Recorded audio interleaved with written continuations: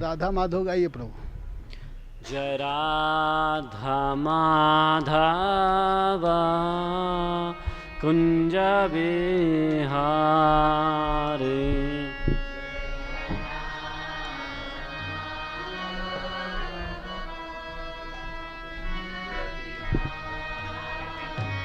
जय राधा माधव कुंज बिहारी,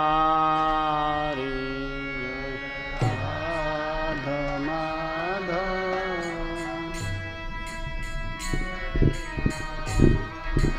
जय गोपी जन वल्लभ गिरिवरधारी, जय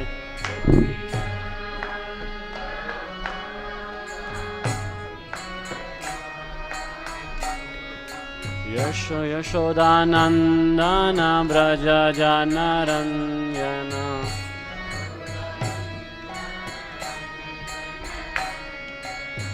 यशोदानंदन ब्रज जनरंजन,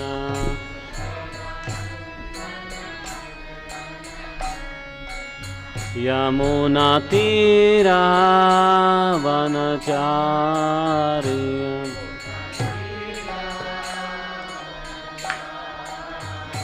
जय राधा माधव कुंज बिहारी,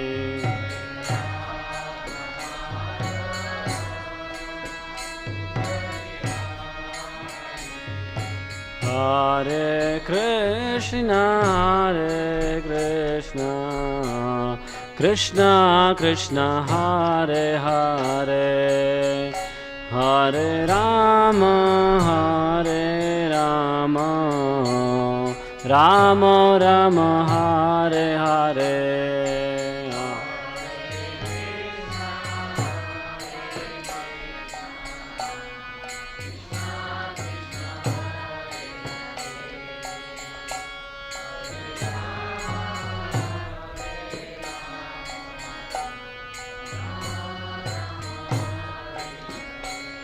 जय राधा गोकुलानंद राधा गोकुलानंद राधे,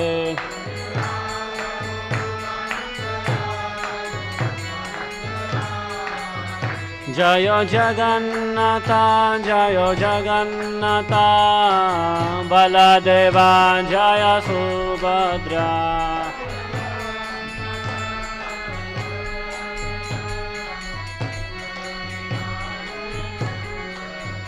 जय गौरानिता जय गौरानिता गौरानिता जय गौरानिता,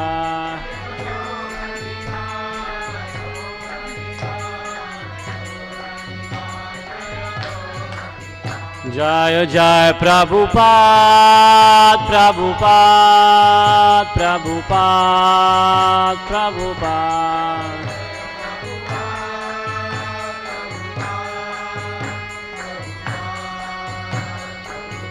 नित्य गौर हरि बोल हरि बोल हरि बोल हरि बोल,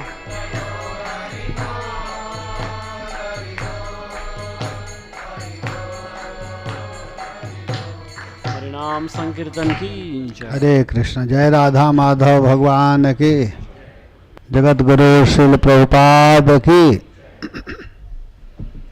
नमोऽयं विष्णुपादाय कृष्णप्रेष्ठाय भूतले श्रीमते भक्तिवेदांत स्वामीति नामिने।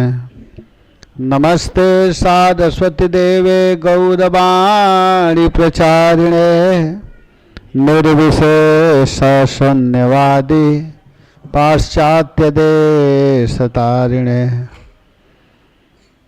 वंदेहं श्रीगुरोः श्रीयुतपदकमलं श्रीगुरोन् वैष्णवांश्च श्रीरूपं साग्रजातं सहगण रघुनाथान्वितं तं सजीवं साद्वैतं सावधूतं परिजनसहितं कृष्णचैतन्यदेवं श्री राधा कृष्ण पादान सहगण ललिता श्री विशाखान्वितांश।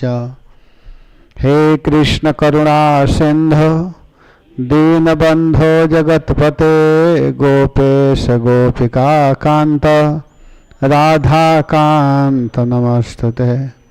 तप्त कांचन गौरांगी राधे वृंदावनेश्वरी वृषभानुसुते देवी प्रणमामि हरि प्रिय। जय श्री कृष्ण चैतन्य प्रभु नित्यानंद श्री अद्वैत गदाधर श्रीवासादि गौर भक्तवृंद। हरे कृष्णा कृष्णा कृष्णा हरे हरे हरे राम राम राम हरे हरे। ओम नमो भगवते वासुदेवाय।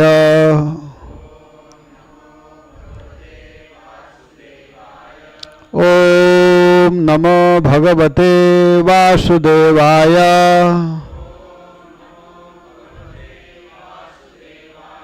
ओम नमो भगवते वासुदेवाय।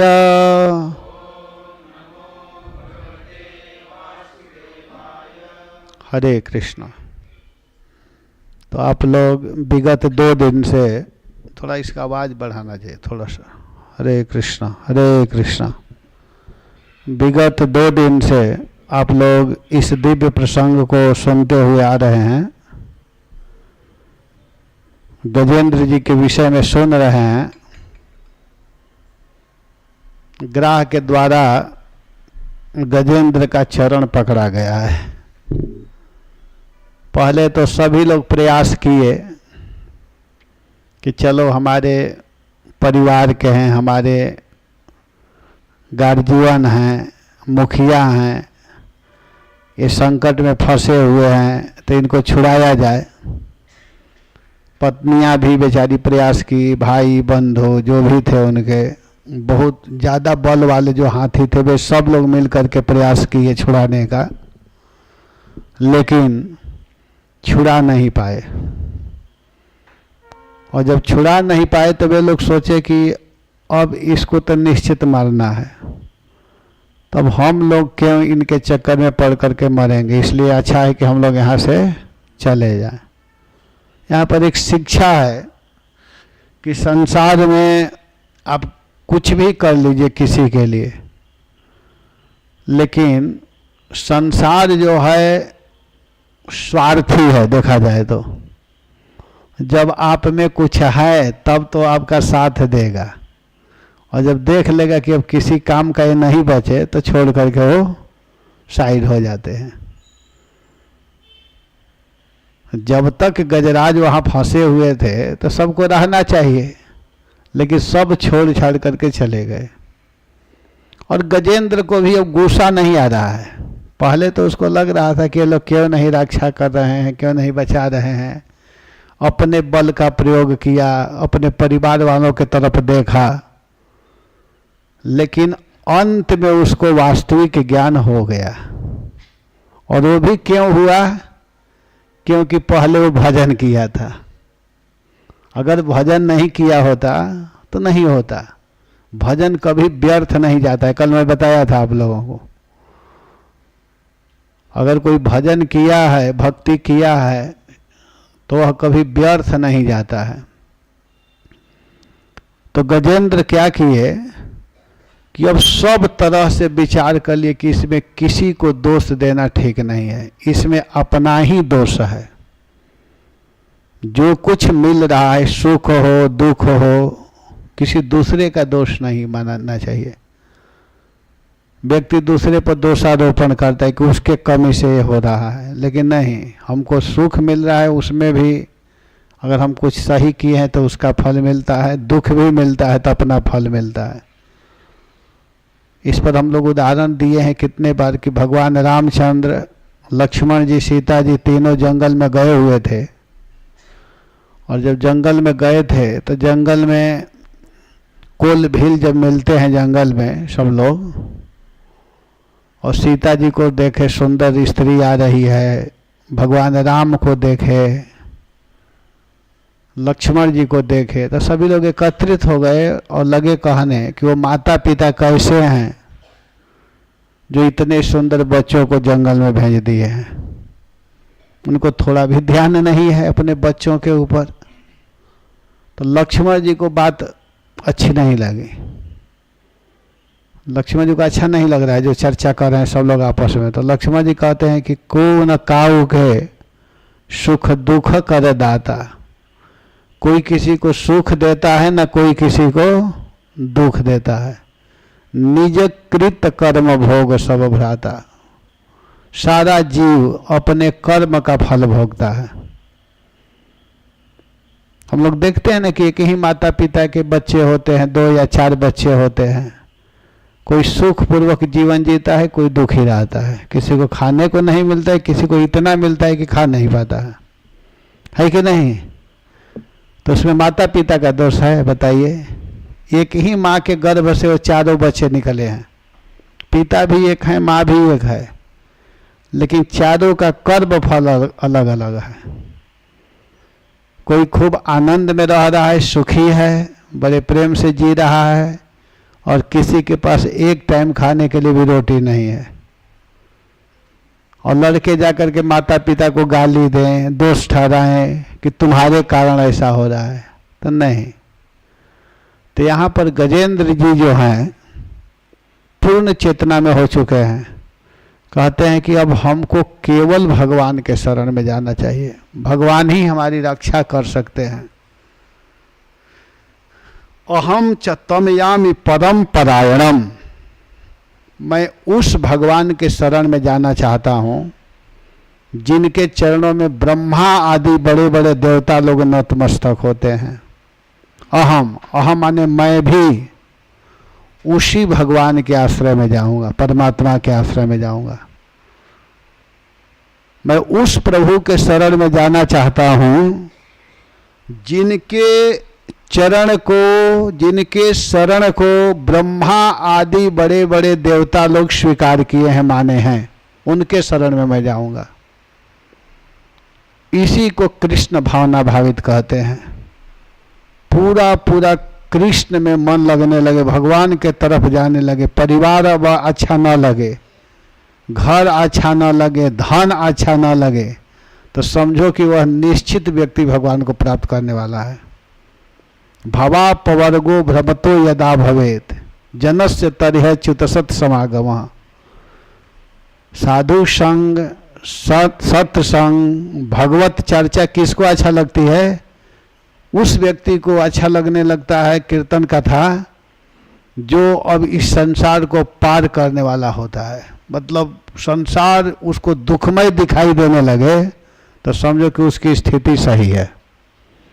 और संसारिक लोग अच्छा लग रहे हैं तो समझो कभी फंसने वाले हैं आप। धन अच्छा लग रहा है, परिवार अच्छा लग रहा है, स्वजन संबंधी बस वही केवल व्यवहारिक वही सब अच्छा लग रहा है, तो समझो कि अभी बहुत समय लगेगा जाने में। गजेंद्र की स्थिति अब वैसी हो चुकी है। कथा का अर्थ हम लोग को समझना होगा, ध्यान दे करके समझेंगे तब। पहले तो बेचारा खूब प्रयास किया, परिवार वाले भी किए, लेकिन जब सब तरह से हार गया, हारे को हरिनाम, सब तरह से जो हार जाता है तब हरिनाम याद आता है। तो गजेंद्र की वही स्थिति। और कहते हैं यह कश्चनेशो बलिनंत कोरगात प्रचंड वेगादभिधावतो भृशम भीतः प्रपन्नम परिपाति यद भयान मृत्यु प्रधावत्यरणम तमीमहि। कह रहे हैं कि काल की जो गति है बहुत बलवती है और वह बड़े वेग से सबको निगलता रहता है। काल के गाल से कोई बचने वाला नहीं है। उस काल के गाल से अगर कोई बचाने वाला है तो वो है केवल एकमात्र भगवान। भगवान क्यों बचा सकते हैं? क्योंकि काल भी भगवान के अधीन है। काल भी भगवान के इशारा से काम करता है। जैसे भगवान कहते हैं वैसे ही काल करता है। काल का वश नहीं है कि अपने मन से किसी को कुछ भी कर दे। अगर काल से बचा सकते हैं तो केवल भगवान बचा सकते हैं। आज एक कथा मैं सुन रहा था, एक प्रसिद्ध महात्मा हुए हैं, तो उनका पुराना वीडियो आ गया, मैं देखा एकदम वीडियो बोलते हुए। अखंडानंद सरस्वती एक प्रसिद्ध हैं, तो उनका वीडियो मैं देख रहा था। अचानक मोबाइल खोला तो उन्हीं का आने लगा। मैं कहा अच्छा, अभी मैं कभी नहीं देखा था डायरेक्ट उनका प्रवचन। तो देखा, बोल रहे हैं कि उनको पंडित लोग कह दिए थे कि आपकी उम्र बहुत कम है, मतलब 19-20 साल में आप खत्म हो जाएंगे, पंडित लोग बताए। लेकिन वो क्या किए कि साधुओं के पास गए, तो साधु लोग कहे कि देखो भाई, हम लोग काल से नहीं बचा सकते हैं, लेकिन मृत्यु का जो भय है उससे बचा सकते हैं। आप किससे डर रहे हो? आप तो मरने वाले हो ही नहीं। जो हवा है वो मरता नहीं है। हवा, पानी, जल, आग और शरीर इसी 5 चीज से बना हुआ है। 5 में मिल जाएगा। तुम इस स्वरूप के लिए रो रहे हो। तुम मृत्यु का जो भय है उससे हम लोग मुक्त कर देंगे। जो मृत्यु से लोग भयभीत बने रहते हैं कि हम मर जाएंगे, मरेंगे तो क्या समाप्त होता है? ये जो स्वरूप है या जो शरीर है ये समाप्त होता है, और 5 चीज में मिल जाता है। तो जब उन लोगों का संग किए, महात्माओं का, खुद महात्मा हुए, तो जब वो संग किए तो निर्भीक हो गए, और 19-20 साल में नहीं, बूढ़े होकर के उनका शरीर समाप्त हुआ वृंदावन में। और सच पूछे तो साक्षात भगवान का दर्शन किए थे। जो उनका आश्रम है उसमें जाएंगे, जो ठाकुर जी हैं वो साक्षात उनको दर्शन दिए थे। और उनसे भी हमारे गुरु महाराज भागवत पढ़े हैं। और प्रसंग बस बता देता हूं कि वो हमारे रिश्तेदार भी लगते थे। उनके जो लड़का हैं विशंभर द्विवेदी जी, उनसे हमारी माता जी के बुआ के लड़की का शादी हुआ था। लेकिन ऐसे ऐसे महात्मा हुए हैं। तो मृत्यु से अगर कोई बचा सकता है तो वो केवल भगवान बचा सकते हैं मृत्यु से। तो इसी बात को यहां पर बोल रहे हैं कि यह कश्चनेशो बलिवंत कोरगात प्रचंड वेगाद अभिधावतो भृशम भीतः प्रपन्नम परिपात यद भयान मृत्यु प्रधावत्यरणम तमेमहि। इस संसार में मृत्यु काल की जो गति है वह सर्प की तरह है, और काल से कोई भी व्यक्ति बच नहीं सकता है। वो कहीं भी किसी भी देश में चला जाए, किसी भी गुफा में जाकर के छिप जाए मृत्यु से कि हम मरेंगे नहीं, वहां जाएंगे तो हम बच जाएंगे, लेकिन काल वहां पहुंच ही जाता है। लेकिन उसको अगर बचाने वाला कोई है तो केवल भगवान है। तो मैं क्यों न उस भगवान के शरण में जाऊं। भगवान कपिल देव जी भी कहते कि मद भयाति वाति वातोयम, मेरे भय से हवा चलता है। सूर्यस तपति मद भयात, मेरे भय से सूर्य तपते हैं, मेरे भय से इंद्र अपना काम करते हैं, अग्नि जो भी काम करता है वो मेरे भय से ही करता है। तो सब कुछ करने वाले भगवान हैं।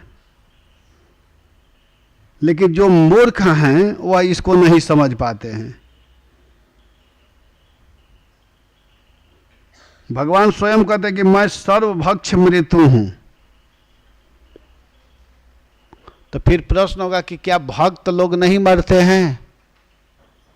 भक्त लोग नहीं घबराते हैं?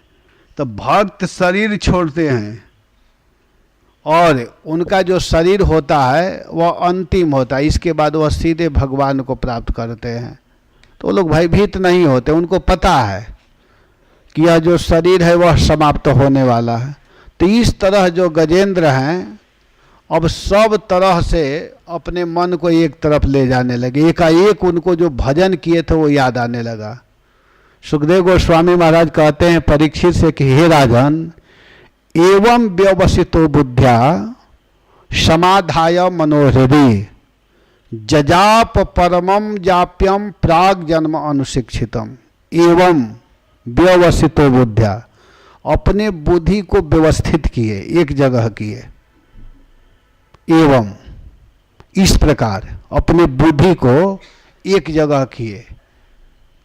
प्राग, प्राग माने पहले जो भजन किए थे, तपस्या किए थे, उसका स्मरण होने लगा। प्राग जन्म, इस जन्म से पहले, प्राग जन्म, प्राग माने पहले जन्म में जो जाप्य किए थे, जो तपस्या किए थे, उसको स्मरण करने लगे।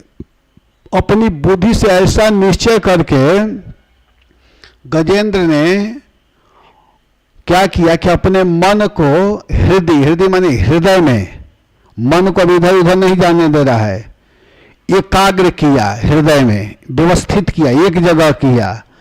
और पूर्व जन्म में जो भक्ति सीखे थे, उस भजन भक्ति को स्तोत्र के द्वारा अब जाप करने लगे, उच्चारण करने लगे, बोलने लगे, मंत्र पढ़ने लगे। गजेंद्र अब सीधे भगवान का स्तुति करना प्रारंभ किए। और जब स्तुति करने लगे, भगवान के चरणों में ध्यान करने लगे, तो जो ग्राह था वो क्या किया है कि ग्राह अब गजेंद्र के पैर को केवल पकड़ा है, डिस्टर्ब कुछ नहीं कर रहा है, वो भी चुपचाप पकड़ा है, वो भी स्तुति सुन रहा है, बोल रहे हैं और वो भी सुन रहा है। अथवा दूसरा अर्थ है कि अथवा ग्राह खींच भी रहा है, ग्राह उस गजेंद्र को खींच रहा है, फिर भी गजेंद्र अपने स्तुति को बंद नहीं किए। जो भजन उनका प्रारंभ ही हुआ, उसको हर निश अब बोलना चालू किए, कंटिन्यू बोलने लगे। 28 श्लोक में स्तुति किए हैं, 28 श्लोक। बहुत सुंदर यह स्तुति है, इसको सबको पढ़ना चाहिए। इसमें आएगा नहीं आएगा ना, व्यवस्था हो जाएगा चलिए, नहीं तो मैं पढ़ देता एक और। बहुत सुंदर यह स्तुति है, इसको पढ़ सकते हैं आप लोग। श्री शुक उवाच, एक साथ पढ़ेंगे।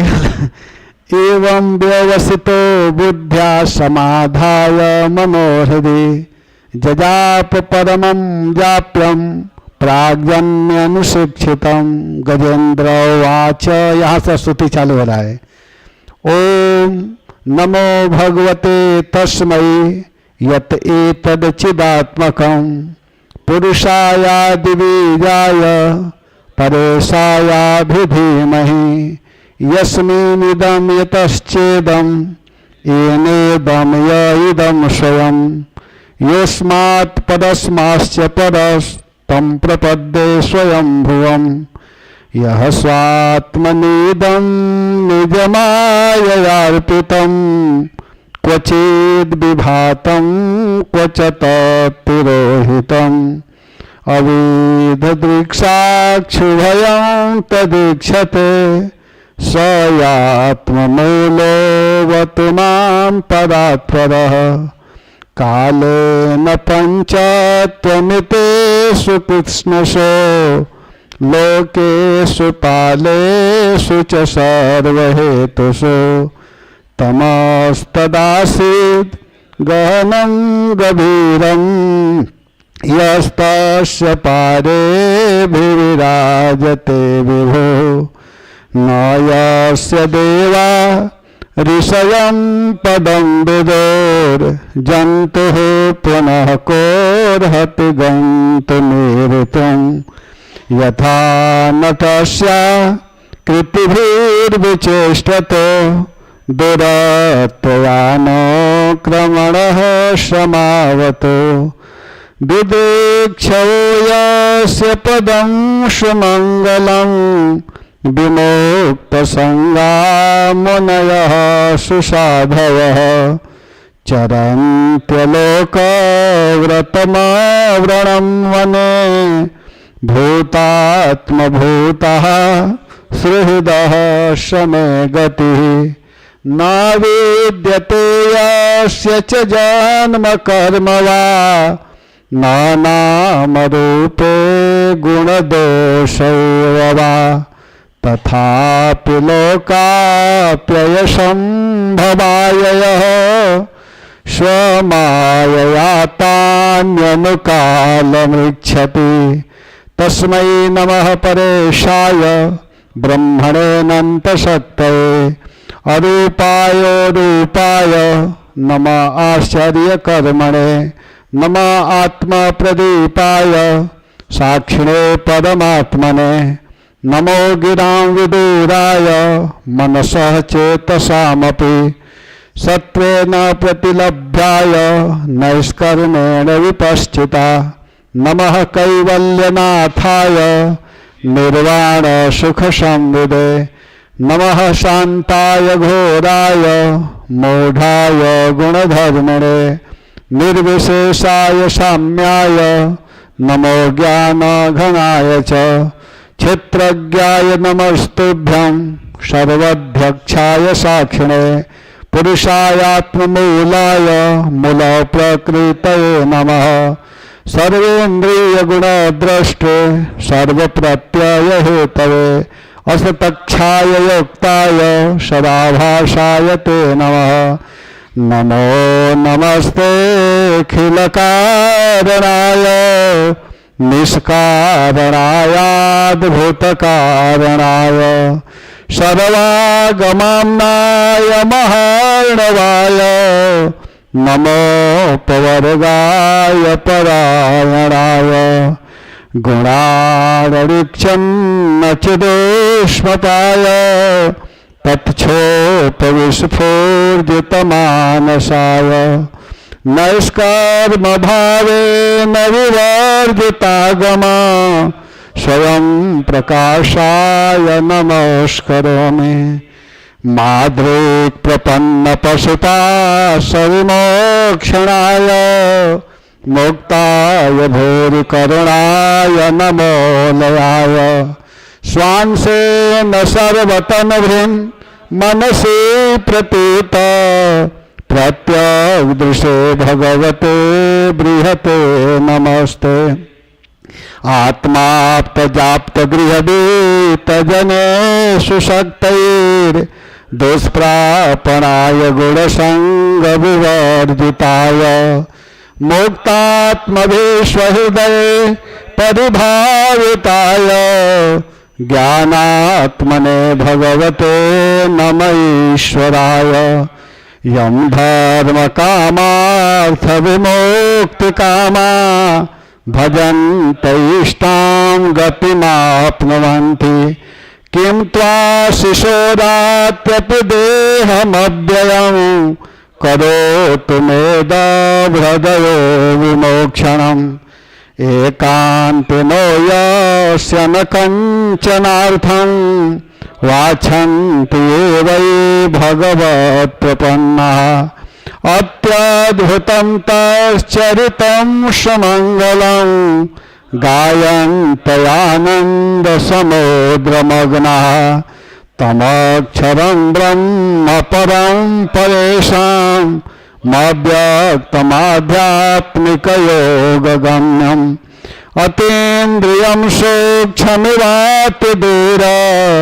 मनन्तमाद्यं परिपूर्णमेदे यस्य ब्रह्मादयो देवा वेदालोकाश्चराचरः नामरूपविभेदेन फलद्यां कलया कृता यथार्चिषग्नेः सवितुर्गभस्तयो निर्यान्तशयान्तशक्रेश्वरोचिष तथा यतोऽयं गुणसम्प्रवाहो बुद्धिर्मनः खानि शरीरसर्गा सवै न देवा सुरमर्त्य तुर्यं नास्त्रेण संघो न पुमान जंतो नायं गुणः कर्म न सन्न चासन निषेध शेषो जयतादशेष दिदी विषेनाहमिहामुयाकी अंतर वही चावृतये भयोन्या इच्छामि काले नायस्य विप्लव तस्यात्मलोकावरणस्य मोक्षम् सोहम विश्वसृजं विश्वम् अविश्वं विश्ववेदसं विश्वात्मानमजं ब्रह्म प्रणतोस्मि परम पदम योगरंधित कर्माणो हृदय योग विभाविते योगिनोऽयं प्रपश्यन्ति योगे समतं नतोऽस्म्यहम् नमो नमस्तो ब्रह्मसह्यवेग शक्तित्रयाय खिलधिगुणाय प्रपन्नपालाय दुरन्तशक्तये कदीन्द्रियाणां मनवाप्यवर्त्मने नायं वेद समात्मानं यच्कध्याहं धियाहतं तदुरत्यमहात्म्यं भगवन्तमितोऽस्म्यहम्। इस प्रकार गजेंद्र जी ने स्तुति किया 28 श्लोक में। यहाँ पर बहुत सुंदर स्तुति करते हैं, इसका अर्थ बड़ा सुंदर है, तो इसको अब हम लोग सुनेंगे कि एवं व्यवसितो बुद्ध्या समाधाय मनोहृदि जजाप परमम जाप्यम प्राग जन्मानुशिक्षितम। उन्होंने पहले जो भी भजन भक्ति किया था वो एकाएक स्मरण हो आया और अपने मन को एकाग्र करके बुद्धि के द्वारा भगवान का स्मरण करना चालू किए, जाप्य प्रारंभ कर दिए। प्राग जन्म अनुशिक्षितम, पूर्व जन्म में बार बार जिस स्तोत्र का अभ्यास किए थे, प्राग जन्म माने पहले जो अभ्यास किए थे उसका जाप करने लगे। पहले जो अभ्यास किए थे उसी का जाप करना प्रारंभ कर दिया। परमम जाप्यम, वो परम जाप्य का अर्थ होता है जो जपने योग्य हो। ये नहीं कि कुछ भी जपना चालू कर दो। किसका जाप करना है? जो जपने योग्य है उसको जाप्य कहते हैं। जो जपने योग्य चीज होता है या तो भगवान का नाम, हरे कृष्णा कृष्णा कृष्णा हरे हरे, हरे राम राम राम हरे हरे, या तो भगवान का नाम अथवा जो भगवान को प्रकाशित कर सके अथवा भगवान को बोधित करा सके, जैसे स्तोत्र आदि होता है। जैसे ये गजेंद्र मोक्ष हुआ, गोपी गीत हुआ, जयति ते अधिकम जन्मना ब्रज, ऐसे स्तोत्र का जप करना भी जाप्य में ही आता है। अगर कोई गोपी गीत पढ़ता है, गजेंद्र मोक्ष पढ़ता है, तो ये भी एक तो हुआ महामंत्र हरे कृष्णा, वो जप करने योग्य है। अथवा जिसको जपने से मेरा मन स्वाभाविक भगवान में जाए, ऐसा स्तोत्र, उसको जाप्य कहते हैं। हम लोग जैसे मंत्र का जप करते हैं, एक ही मंत्र को बार बार आवृत्ति करने को भी जप कहा जाता है। एक बार कर लिया फिर उसी को, किसी को लगेगा ना कि हरे कृष्णा कृष्णा कृष्णा हरे हरे, हरे राम राम राम हरे हरे। अब दोबारा क्या बोलना, कोई दूसरा होना चाहिए। लेकिन नहीं, जो बार बार जपने योग्य हो उसको जाप्य कहते हैं। बार बार आप गजेंद्र मोक्ष को पढ़ सकते हैं, बार बार गोपी गीत को गा सकते हैं, वो भी जाप्य में आता है। या ब्रह्म संहिता आदि है, उसको आप गा सकते हैं, बोल सकते हैं, इसको कहा गया है जाप्य। तो जो पहले किए थे वही स्मरण हो आया और हो करके वे बार बार उसका स्मरण करने लगे, जपने लगे।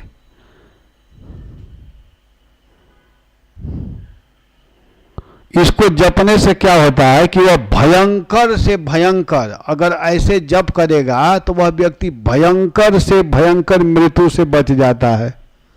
इसको जप करने से जो सकाम भाव से युक्त हैं वो भी अगर इसको करेंगे तो उनका काम बन जाएगा। किसी के ऊपर बड़ा कर्ज हो गया है, किसी का पैसा ले लिया, चुका नहीं पा रहा है, तो वो भी अगर इसका जप करता है तो उससे वह मुक्त हो जाता है, छुटकारा हो जाता है। ऋण से भी मुक्त कराने वाला है, या बहुत बड़ा बड़ा संकट से व्यक्ति छुटकारा पा लेता है।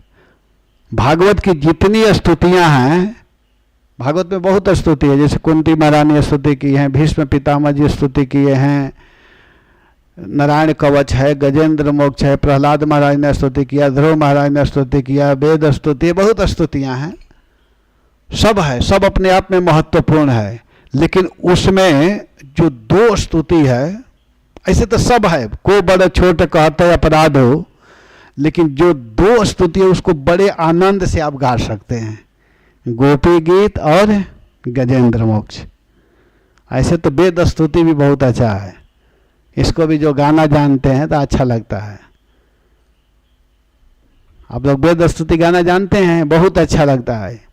जय जय जय जाम जीत दोष गृभीत गुणाम त्वमसि यदात्मना समवरुध समस्त भग अग जगदोक शामखिल शक्त्यवबोधकते क्वचिद जयात्मना चरतो नो चरे निगम। ये भागवत के 10वें स्कंद के 87 अध्याय में, 87 अध्याय में वर्णन है वेद स्तुति। तो कोई भी स्तुति आप गा सकते हैं और गा करके आनंद का अनुभव कर सकते हैं। तो उन जितने स्तुतियां हैं उन सभी स्तुतियों में सभी लोग आसानी से दो को गा सकते हैं, जिसमें गोपी गीत और ये इसको गा सकते हैं। तो जिसको बार बार गाया जा सके उसी को जाप्य कहते हैं। तो इसके द्वारा गजेंद्र जी ने गाना प्रारंभ किया। गाते हुए अगर कोई गाना जानता है तो ऐसा गाने लगता है कि गाते गाते उस व्यक्ति की समाधि लग जाती है, इतना आनंद आने लगता है। तो इसको बार बार गाना चाहिए। तो इस प्रकार वे गाना प्रारंभ किए। अब यहाँ से चालू करते। गजेंद्र वाच, गजेंद्र ने कहा, क्या कहना प्रारंभ किया कि ओम नमो भगवते तस्मै यत एतद चिदात्मकम पुरुषायाद बीजाय परेशाया भी धीमहि। कहते हैं कि जो जगत के मूल कारण है, जो सारे जगत को बनाने वाला है और सबके हृदय में पुरुष रूप से विराजमान है एवं समस्त जगत के एकमात्र स्वामी है, जिनके कारण इस संसार में चेतना का विस्तार होता है, उन भगवान को मैं नमस्कार करता हूँ, प्रेम से मैं उनका ध्यान करता हूँ। 28 श्लोक में एक बार भी भगवान का स्पष्ट रूप से नाम नहीं लिए हैं गजेंद्र। भगवान का कहीं नाम स्पष्ट रूप से नहीं लिए। 28 श्लोकों में नमे भक्त प्रणश्यति 28 श्लोक में स्तुति करते हुए गजराज कहीं भी भगवान का नाम नहीं लिया है, लेकिन वास्तव में वो भगवान का ही स्तुति कर रहा है। और भगवान कोई 10-20 नहीं होते हैं, भगवान कितने होते हैं? एक। हम लोग किसी को भगवान कह देते हैं तो हमारी मूर्खता है। भगवान तो एक ही है, जो सुप्रीम, जो सबसे मेन है, वो भगवान एक है। और इसको सब लोग माने हैं। ब्रह्मा आदि जब माने तो हम लोग को मानने में क्या दिक्कत है? हम लोग को भी मान लेना चाहिए। तो स्तवन करते हुए कह रहे हैं कि एतद चिदात्मकम, इसमें एतद चिदात्मकम जो शब्द है वो बड़ा महत्वपूर्ण है। भौतिक शरीर निश्चित भौतिक तत्वों से बना है, लेकिन कृष्ण भावनामृत का ज्ञान होते ही यह आध्यात्मिक बन जाता है। ओम नमो भगवते तस्मै यद चिदात्मकम पुरुषा या द्विजा या परेशा या विधिमयी। ओम, ओम जो है ब्रह्म का वाचक है। ब्रह्म माने भगवान का। ओम शब्द जो है वो किसी देवता के लिए प्रयोग नहीं कर रहे हैं, भगवान का। माने भगवान कौन? भगवान विष्णु, भगवान, इसका यहां पर बोधक हो रहा है।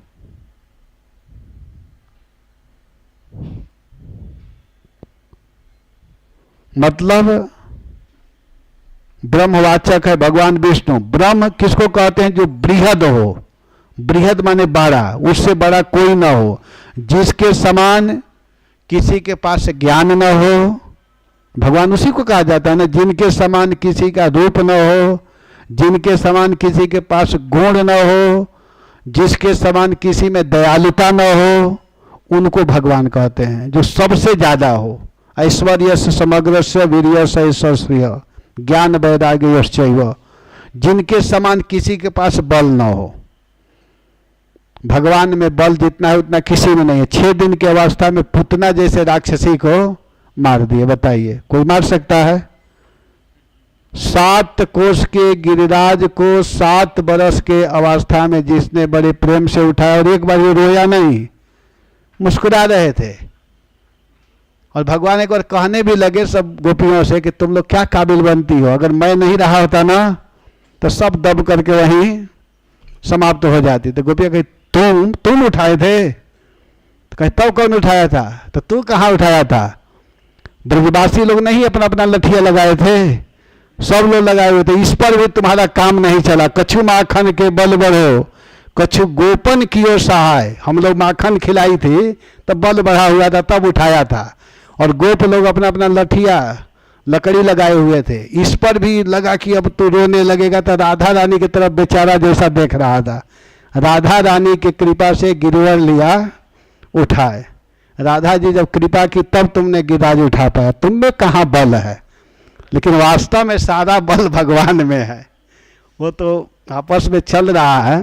तो यहाँ कहा जा रहा है कि जिनके समान किसी के पास बल न हो और रूप, भगवान जैसा जिसके पास किसी के पास रूप न हो। सबसे सुंदर भगवान है, भगवान से बढ़ करके सुंदर कोई नहीं है। एक बार की बात है, राधा रानी एकांत में बैठ करके रो रही थी और अपने पत्र को भेजना चाहती है भगवान के पास, लेकिन कैसे भेजे? तो ऐसे रो रही थी, पत्र लिख रही थी। तब सोची कि चलो बादल जो है ना वो सब जगह जाता रहता है, उसी को मैं अपना भाई बनाती हूँ। और राधा रानी अब बादल को अपना भाई बनाती है, संदेहवाहक बनाती है और पत्र लिख रही है। और ले करके कहती हैं कि भैया आप इस पत्र को ले जा करके हमारे प्रियतम को दे देना, हमारे स्वामी को दे देना। तो बादल कहा कि तुम्हारा स्वामी कौन है? कहते उसका रूप सांवला है, जो सांवला दिखाई देना उसको दे देना। तो बादल कहा जब बात कर रही हो, सांवला तो कोई भी हो सकता है, तो क्या वही तुम्हारा पति है? तो कहती है अच्छा नहीं सुनो सुनो, वो क्या किया होगा ना कि वो मोर पंख धारण किया होगा। तब कहता है कि मोर पंख तो कोई भी धारण कर लेगा ना। तब कहते कि उनके हाथ में बांसुरी होंगे। जब बात करी, बांसुरी कोई भी ले सकता है, बादल भी उनसे बात कर रहा है। रूप बाटे सांवला मुकुट मोर माथ हो, और उसके गला में बन का माला होगा, गला बन माला बा बसुरिया बीचे हाथ हो। तो कहा कि ये तो कोई भी ले सकता है ना, सही परिचय बताओ। तब राधा रानी क्या कहती हैं कि रूपवा लखत हुई है लाख लोग साथ हो, बिरन बदरा मोर ले ले जा संदेशवा। राधा रानी कहते हैं कि मेरे प्रियतम जिस मार्ग से जाते होंगे तो करोड़ों करोड़ लोग एक तरफ दौड़ करके उनके रूप को देखना चाहते हैं, वही हमारे प्रियतम है। इतना सुनकर बादल का हाँ यह परिचय सही है। राधा रानी कही कि हमारे प्रियतम, हमारे स्वामी वो हैं कि जिस मार्ग से जाते होंगे तो उनको देखने के लिए सभी लोग अपना काम बंद करके और दौड़ करके केवल उनको देखना चाहते हैं, वही हमारे प्रियतम है, उनके जैसा और कोई हो ही नहीं सकता है। तो बादल कहा कि हाँ यह बिल्कुल सही है। यही प्रियतम है। तो भगवान का मतलब ही यह है कि जिनके समान किसी के पास रूप न हो, बल न हो, गुण न हो, उनको भगवान कहते हैं। तो गजेंद्र इतना दक्ष है स्तुति करने में कि नाम न लेते हुए भी भगवान का ही पुकार कर रहा है, भगवान कृष्ण को ही बुला रहा है, भगवान हरि का ही स्मरण कर रहा है। पहला शब्द का ही प्रयोग करता है ओम। ओम माने ब्रह्म, और ब्रह्म माने विष्णु, और विष्णु का मतलब कृष्ण, सीधा समझे यहाँ, और कोई दूसरा नहीं। भगवान शब्द कहते ही अपना दिमाग ले जाना चाहिए कि वही एक भगवान है, गोकुलानंद जी, और कोई दूसरा नहीं है। इधर उधर अपने मन को नहीं फंसाना है, नहीं तो फिर फंस जाएंगे उसी में।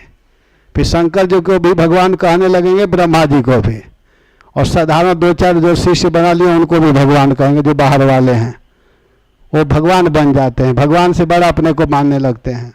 तो यहाँ कह रहे हैं कि नहीं, सावधान होने की जरूरत है। ऐसे प्रभु में अपना मन लगाया। एतद चिदात्मकम, ये बहुत बड़ा महत्वपूर्ण है। और इस प्रकार उन्होंने अपने मन को एकाग्र करते हुए स्मरण करना चालू किया। कहता है कि यस्मिन इदम यतश्चेदम एने दया इदम स्वयं योस्मात् परस्माश्च परः तम प्रपद्ये स्वयं भुवम। करें कि यह संसार उन्हीं में स्थित है, उन्हीं के साता से प्रतीत हो रहा है, वे ही इसमें व्याप्त हो रहे हैं और स्वयं वे ही इसके रूप में प्रकट हो रहे हैं। ये सब होने पर भी इस संसार और इसके कारण प्रकृति से सर्वथा परे हैं। उन स्वयं प्रकाश स्वयं सीधे भगवान का मैं शरण ग्रहण करता हूँ, उसी भगवान के शरण में मैं चलता हूँ। वही भगवान हमारे आश्रय हैं। भगवान श्री हरि के चरणों का वो ध्यान कर रहा है, जो स्वयं प्रकाश स्वयं सिद्ध है। उस भगवान की मैं शरण ग्रहण करता हूँ। यह स्वात्मनेदम निजमायार्पितम क्वचिद विभातम क्वचत तिरोहितम अवेददृक्षाक्षुभयं तदीक्षते स्वयात्ममूलो वतुमां परात्परः स्वयात्ममूलो वतुमां परात्परः। यह विश्व प्रपंच उन्हीं के माया से उनमें अध्यस्त है। यह जो विश्व है, माया तत्मिदम सर्वम जगद अव्यक्त मूर्तिमान, मैं भगवान हूँ। और जितना जो भी कार्य हो रहा है सब कुछ मेरे शक्ति के द्वारा, किंतु सभी कुछ मेरी शक्ति पर ही निर्भर है। सारे जगत को करने वाले भगवान है, सबको बनाने वाले। और परम ईश्वर कौन है? तो भगवान है। ईश्वरः परमः कृष्णः सच्चिदानंद विग्रह अनादिरादि गोविंद सर्व कारण कारणम। सबके कारण वह है, सबके मूल वही हैं। उन्हीं के द्वारा सारा जगत की सृष्टि स्थिति पालन संहार आदि सब कुछ होता है। यह कभी कभी प्रतीत होता है तो कभी नहीं, परंतु उनकी दृष्टि ज्यों की त्यों एक सी रहती है।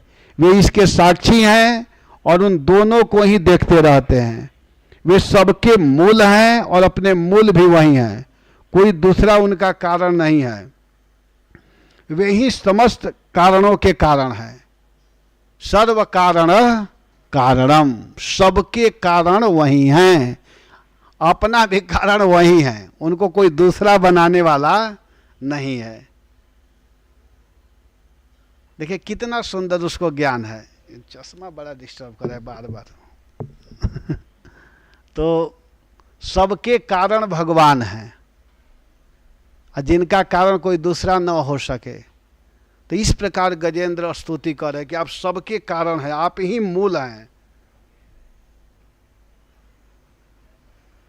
कालेन पंचत्वमितेषु कृष्णसो लोकेषु पालेषु च सर्वहेतुषु तमस्तदासीद गहनम गभीरम यस्तस्य पारे विविराजते विभो। प्रलय के समय लोक लोकपाल और इन सबके कारण संपूर्ण रूप से नष्ट हो जाते हैं, उस समय केवल अत्यंत घना और गहरा अंधकार ही अंधकार आता है, परंतु अनंत परमात्मा उससे सर्वथा परे विराजमान रहते हैं। प्रलय के समय सब कुछ समाप्त हो जाता है, लेकिन उस समय भी वह विराजमान रहते हैं। वे ही प्रभु हमारी रक्षा करें, वह प्रभु आकर के हमारी रक्षा करे। प्रलय के समय लोक लोकपाल इन सबके कारण संपूर्ण रूप से नष्ट हो जाता है और केवल अंधकार ही अंधकार रहता है, उस समय भी वह विराजमान रहते हैं। ऐसे प्रभु के चरणों में वह ध्यान कर रहा है। इससे हम लोग को पता चलता है, वैदिक मंत्रों से हमें पता चलता है कि भगवान सबसे ऊपर हैं। वे ब्रह्मा शिव समेत समस्त देवताओं से ऊपर सर्वश्रेष्ठ हैं, परम नियंता है। जब उनकी शक्ति से हर वस्तु अदृश्य हो जाती है तो विराट जगत में घना अंधकार छा जाता है, किंतु भगवान सूर्य प्रकाश हैं, आदित्य वर्णम तमसः परस्तात्। जब सूर्य की जो प्रकाश है इस धरती पर पड़ती है तो प्रकाश हो जाता है और फिर रात्रि के समय अंधकार हो जाता है। कहीं पर सूर्य चमकते हैं तो वहाँ प्रकाश रहता है और जहाँ नहीं रहते हैं वहाँ अंधकार रहता है। इसी तरह भगवान भी सूर्य की भांति सदैव चमकते रहते हैं। वही भगवान हमारी रक्षा करे। माने भगवान हमेशा जहाँ हैं वहाँ हैं, वो कभी लुप्त नहीं होते। सूर्य जैसे है कि सूर्य जहाँ रहता है वहाँ प्रकाश रहता है, तो भगवान जहाँ हैं वहाँ विद्यमान है, वो कभी समाप्त नहीं होते हैं। इस बात को यहाँ पर गजेंद्र कह रहे हैं कि सूर्य की भांति काले न पंचत्व मितेषु कृष्णसो लोकेषु पालेषु च सर्वहेतुषु तमस्तदासीद गहनम गभीरम यस्तस्य पारे विविराजते विभु। हे प्रभु, आप हमारी रक्षा कीजिए। आप ही हमारे रक्षक हैं, आप ही हमारे पालक हैं। आपके अलावा हमारा रक्षा करने वाला और कोई नहीं है। इस प्रकार गजेंद्र स्तुति कर रहे हैं और सारे देवता लोग आकाश में आकर के देख रहे हैं कि एक बार भी मेरा नाम ले लेता ना तो हम आकर के रक्षा कर देते। लेकिन गजेंद्र क्यों लेगा, उसको तो फंसना है नहीं संसार में। इस बार उसका अंतिम जीवन है, इसी जीवन से अब वो भगवान को प्राप्त करना चाहता है, इसलिए सावधान है। यहाँ पर बहुत सुंदर शिक्षा है। गजेंद्र समझ रहा है कि अगर हम देवताओं के आश्रय में जाएंगे, देवियों के आश्रय में जाएंगे, तब बार बार जन्म मृत्यु के चक्कर में आना पड़ेगा। इसलिए अब हमेशा के लिए वह मुक्त होना चाहता है, निर्भय होना चाहता है, अभय पद को प्राप्त करना चाहता है। और जिसे अभय पद चाहिए उसे केवल तस्माद् भारत सर्वात्मा भगवान ईश्वरो हरिः श्रोतव्यः कीर्तितव्यः च स्मर्तव्यम चेक्षता भयम। सुखदेव गोस्वामी ने बताया है कि हे राजन, जो हमेशा हमेशा के लिए सुखी होना चाहता है उसे तो केवल भगवान के आश्रय में रहना चाहिए। जैसे गजेंद्र कहता है कि आप ही वही प्रभु हमारी रक्षा करें। नयस्य देवा ऋषयः पदं विदुर् जन्तुः पुनः कोर्हति गन्तुमीरितुम् यथा नटस्य कृतिभिर्विचेष्टतो दुरत्ययानो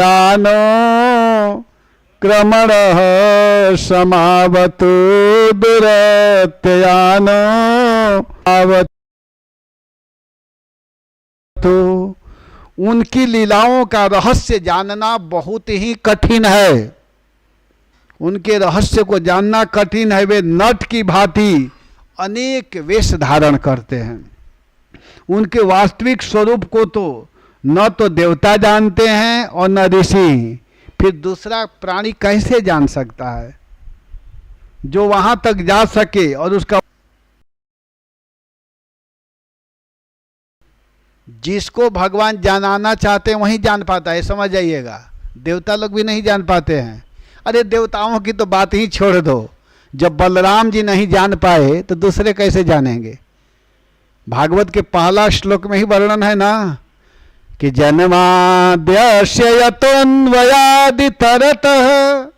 चार्थेष्वभिज्ञः स्वराट् तेने ब्रह्म हृदयादि कवये मुह्यन्ति यत् सूरयः। सूरयः मुह्यन्ति, बड़े बड़े सूरय माने देवता, यहाँ तक कि ब्रह्मा आदि को छोड़ दीजिए, बलराम जी भी नहीं समझ पाए। भगवान जब समझाना नहीं चाह रहे थे तो उस समय गोचारण के समय क्या हुआ था, भगवान बछड़ों को चराने के लिए गए थे और ब्रह्मा जी उन बछड़ों को चुरा लिए थे। कथा सबको मालूम है। वो 1 साल तक लीला चलती रही। अब साल पूरा होने में केवल 2-3 दिन बाकी था। तो हुआ क्या कि गिरिराज जी के तलहटी में बलराम जी भी थे, भगवान भी थे। और तब तक क्या हुआ कि उधर से बड़े बड़े गोप लोग गायों को लेकर के आ रहे थे, इधर ये लोग बछड़े चरा रहे थे। तब तक गायों की दृष्टि, गिरिराज पर्वत से गाय चर करके आ रही थी, और जब ही उनकी दृष्टि अपने बच्चों के ऊपर पड़ी तो गायें रंभाते हुए बड़े बड़े झाड़ियों को छलांग लगाती हुई और आकर के अपने अपने बछड़ों को दूध पिलाने लगी। और बलराम जी देख रहे थे वहीं पर। अरे कृष्ण, ये क्या हो रहा है? आज तक मैं ऐसा नहीं देखा। ये गायें अपने बच्चों को देख करके इस तरह क्यों भागते हुए आ रही हैं? क्या बात है? ऐसा तो मैं कभी नहीं देखा। तो भगवान हंस दिए। क्या बात है, बताओ तो सही। तो भगवान कहे, भैया थोड़ा ध्यान से देखिए। भगवान अब दिखाना चाह रहे हैं, अब बताना चाह रहे हैं उस दिन। देखिए, तो देख रहे हैं तो सब कृष्ण है, कोई दूसरा। भगवान कहे कि मैं ही तो बछड़ा के रूप में हूँ, और जो बच्चे देख रहे हैं ना, ये सब मैं हूँ। ये ऐसा कैसे हुआ? तो भगवान कहे, मैं बताता हूँ, लेकिन इस बात को किसी को नहीं कहना है। मैं 1 साल से छिपा करके आया हूँ, 2-4 दिन आप भी सह लीजिएगा।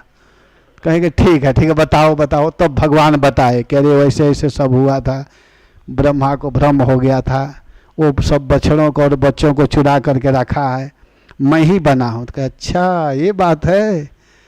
और 2-4 दिन के बाद फिर ब्रह्मा जी सोचे कि अरे चलो देखता हूँ अब क्या कर रहा है वह कृष्ण। और जब ब्रह्मा जी आए तो देखते हैं कि उसी मस्ती में लोग खेल रहे हैं, अपना बछड़े चर रहे हैं, बच्चे खेल रहे हैं।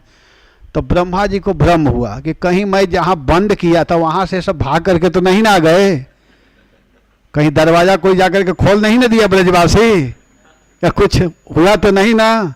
तो ब्रह्मा जी गए वहाँ, तो जाकर देखते तो सब वहीं पड़े हुए हैं। फिर आकर के देखे कभी इधर कभी उधर, तो उनको समझ में नहीं आया, एकदम बुद्धि चकराने लगी। तब तक क्या देखते हैं कि सारे विष्णुमय कृष्णमय सब दिखाई देने लगे, जितने बछड़े हैं। तब उनको समझ में आया और वो भगवान के चरणों में स्तुति की है। नौमिद्यते भ्रवपुषः तदिदम्बराय गुंजावतंस परिपीक्ष लसन मुखाय बन्ने सृज कवलवेत्र विषाण वेणु। माने भगवान के चरणों में स्तुति करते हुए ब्रह्मा जी कहते कि हे प्रभु, वास्तव में अगर कोई स्तुति करने के योग्य है तो केवल आप हैं। ब्रह्मा जी बोल रहे हैं वहां पर। देखिए, यहाँ पर बलराम जी को भी भ्रम हो गया, तो हम लोगों की क्या बात है। लेकिन भगवान अगर जिसको बताना चाहे तो साधारण व्यक्ति भी जान जाता है, समझ जाता है। ये समझना चाहिए। जान होते ही जही जान जनाई, जानत तुम ही हो जाई। भगवान जिसको जनाना चाहेंगे वही जान सकता है। भगवान गूंगे को भी विद्वान बना देते हैं, लगड़ों से भी पहाड़ को चलवा देते हैं, पार करा देते हैं। और नहीं चाहते हैं तो कोई कितना हो बड़ा विद्वान क्यों न हो, मेन समय पर उसको श्लोक भुलवा देते हैं। बड़े बड़े विद्वान लोगों को पसीना आने लगती है। भगवान जो बहुत विद्वान बनते हैं तब तक श्लोक ही याद नहीं आता है, जो कि प्रसिद्ध श्लोक है। हम लोग के साथ भी कितने बार ऐसा हुआ है कि जिसको खूब याद है स्तुति करते रहते हैं, और कभी कभी ऐसा भूलते हैं कि उस समय याद ही नहीं आता है, रूम में जाकर के याद आता है तो कहते उस समय क्यों नहीं आया। ऐसे होता है। भगवान यह शिक्षा देते हैं कि पूर्ण केवल मैं हूं, कभी भ्रम मत करना आप लोग, नहीं तो भ्रम में हो जाओगे। ये भगवान शिक्षा देते हैं, बताना चाहते हैं। तो देखिए गजेंद्र जी कितना सुंदर समझ रहे हैं। आप कहते हैं कि हे प्रभु, आपकी लीलाओं के रहस्य को जानना बहुत कठिन है, जाना बड़ा कठिन है। वे नट की भांति अनेकों वेश को धारण करते हैं, उनके वास्तविक स्वरूप को न तो देवता जानते हैं और न ऋषि ही, फिर दूसरा कैसे जान सकता है, कैसे समझ सकता है। उसी प्रभु की मैं स्तुति कर रहा हूं, वही प्रभु आकर के हमारी रक्षा करे। जसोदा मैया को भी भ्रम में डाल दिए भगवान। कितने बार लीला देखे हैं ना, भगवान कहते हैं मैया ना हम भक्षितवानम, मैं सब नहीं खाया हूं, सर्वे मिथ्याभिशंसिनः, सब झूठ बोल रहे हैं। मैया कही अच्छा तुम ही केवल सच बोलते हो? तो भगवान कहे हाँ मैं ही केवल सत्यवादी हूँ। तो मैया कही कि बलराम भी कह रहा है। तो भगवान क्या कहते, बलराम तो एक नंबर का झूठा है मैया, बलराम को अब कब से आप सत्य मानने लगी? तो कही कि बलराम झूठा है, सब बच्चे झूठे हैं, तुम ही सत्यवादी हो? तो हाँ बिल्कुल मैं सत्य बोल रहा हूँ मैया, आप बलराम को सत्य मानती हो? कही कि हाँ। तो जानती हो मैया बलराम भैया क्या कहते हैं? जब जाते हैं हम लोग ना बछड़े चराने के लिए, तो बलराम भैया सब बच्चों से कहते हैं कि मैया गोरी बाबा गोरे ये कहाँ से काला। कहते हैं कि यह जसोदा का लड़का नहीं है। तो क्या बलराम भैया सही बोल रहे हैं? तो मैया कहते नहीं झूठ बोल रहा है, तुम तो मेरा ही बेटा हो। तो देखो तो झूठा है ना, मैं बिल्कुल मिट्टी नहीं खाया हूँ, बिल्कुल वो झूठ बोल रहे हैं। तो मैया कही नहीं बेटा यहाँ तक तुम ही झूठ बोल रहे हो, बलराम सही कह रहा है। भगवान वहाँ क्या दिखाना चाहते हैं? इस लीला में बहुत सुंदर गूढ़ अर्थ है। भगवान यह दिखाना चाहते हैं कि भैया क्या तुम देखना चाहते हो, मिट्टी खाए हो मिट्टी खाए हो, सब कुछ तो मेरे भीतर है। लेकिन मैया कहते नहीं तुम दिखाओ। भगवान कहते नाहम भक्षितवानम्ब सर्वे मिथ्याभिशंसिनः यदि सत्यम गिरस्तरि ही समक्षम पश्यमे मुखम। अगर तुम मेरी बात को सही नहीं मानती हो तो मेरा मुख तुम्हारे सामने है, देख लो। तो मैया कहीं हाथ दिखाओ। और भगवान जब दिखाए तो क्या दिखाई दे रहा है? खम ज्योतिरिसह, आकाश पहाड़ नदिया सब कुछ, उसमें ब्रजमंडल, जसोदा जी भी उसी में दिखाई देने लगी। भगवान सब दिखा दिए कि सब कुछ तो मेरे भीतर है, मेरे से अलग थोड़े है। और जसोदा जी एकदम घबरा गई, अपने आँख को बंद करती हैं। और कुछ देर के बाद भगवान फिर उसी रूप में हो जाते हैं। मैया आँख खोलती है तो देख रही वैसा ही बालक। तो भगवान की भगवता, भगवान का स्वरूप, भगवान जिसको दिखाना चाहेंगे वह देख सकता है, नहीं तो साधारण बच्चे की तरह रहते हैं। तो इस बात को गजेंद्र जी यहाँ पर बोल रहे हैं, कहते हैं कि हे प्रभु आप वही भगवान, वही प्रभु आकर के हमारी रक्षा कीजिए। भगवान सर्वत्र हैं, विद्यमान हैं, सर्वस्य चाहम हृदय सन्निविष्ट, ईश्वरो सर्वभूतानाम, ईश्वर सबके भीतर है, सभी जीवों के हृदय में निवास करते हैं। भगवान को प्रत्येक हृदय में ढूंढा जा सकता है। भगवान सर्वत्र हैं। और बड़े बड़े जोगी लोग उस भगवान को प्राप्त करने के लिए क्या करते हैं? ध्यान करते हैं। उसी प्रभु को प्राप्त करने के लिए यम ब्रह्मा वरुरेंद्र रुद्र मरुतः, बड़े बड़े लोग स्तमन करते हैं। और वह भगवान कौन है? वही भगवान देवकी के गर्भ से, मैया यशोदा के गर्भ से जन्म लिए। लेकिन उनके जन्म में और हम लोगों के जन्म में अंतर है। जन्म कर्म च में दिव्यम, भगवान का जन्म भी दिव्य है, भगवान का कर्म भी दिव्य है। तो इस तरह प्रभु आकर के अपने भक्तों को परम शोक, परम आनंद देते हैं।